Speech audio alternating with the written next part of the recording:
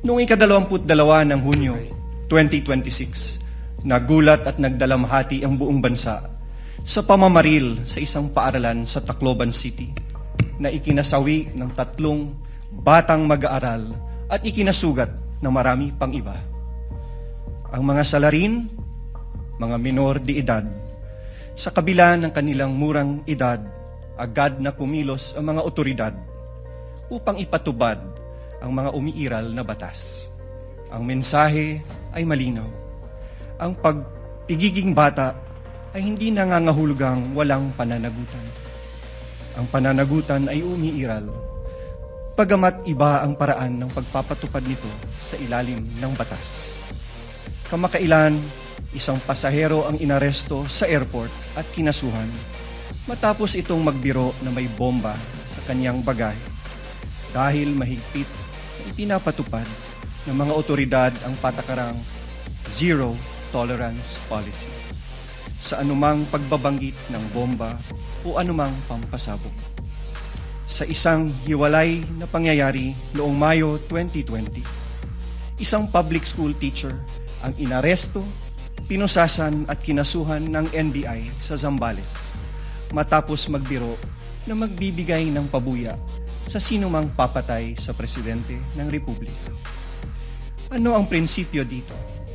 Ang pananagutan ay pinapairal sa lahat, bata man o matanda, nasa laylayan man o nasa katungkulan.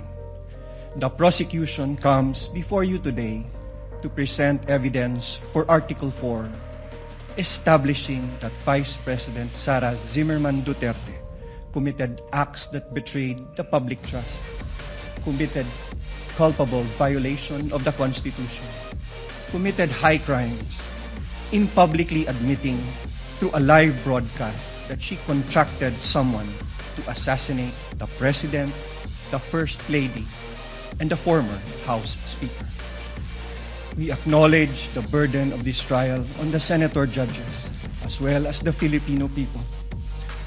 But it is a duty that we must discharge together, lest the public come to believe that threatening public officials and fostering a culture of impunity are conduct that may be tolerated or condoned, especially coming from the second highest official of the land.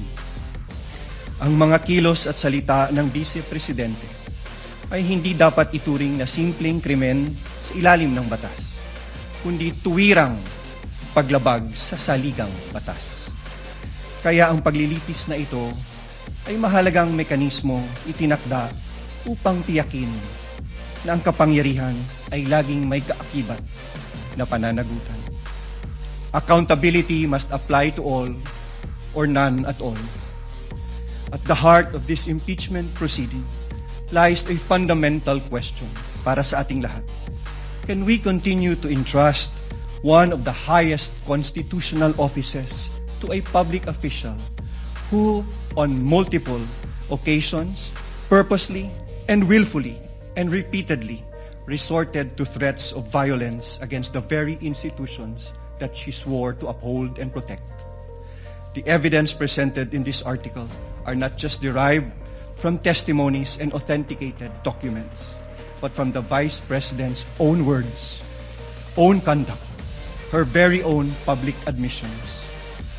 Her words were neither accidental nor taken out of context.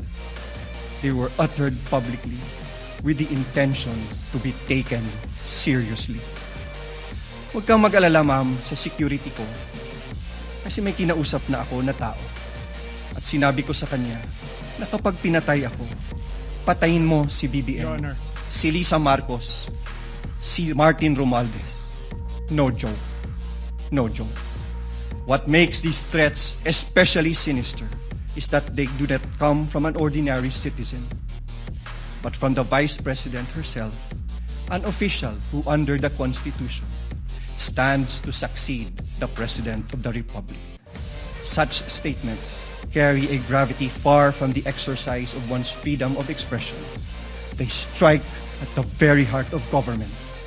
This is especially significant given that she has publicly declared her intention to run for president in the next election. What values do we expect from those who occupy the highest office in the land?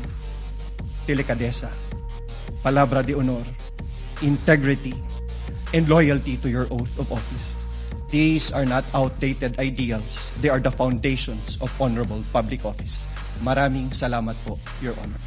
Sa pamamaril sa Honor. isang paaralan, Sorry, excuse me. Your Honor, may I be allowed to I- finish my manifestation? I don't I will think- not disrespect and interrupt the defense Yes, counsel yes, but before once he that- has started. This is no disrespect. Counsel for respondent is recognized. Thank you, Your Honor. Your Honor, this is improper. The improper for trial. Manifestation, this is not a manifestation proper for court procedure. This is instead them telling a story. This is a narration by the prosecution, which is not allowed. This is not allowed by any rule in any court.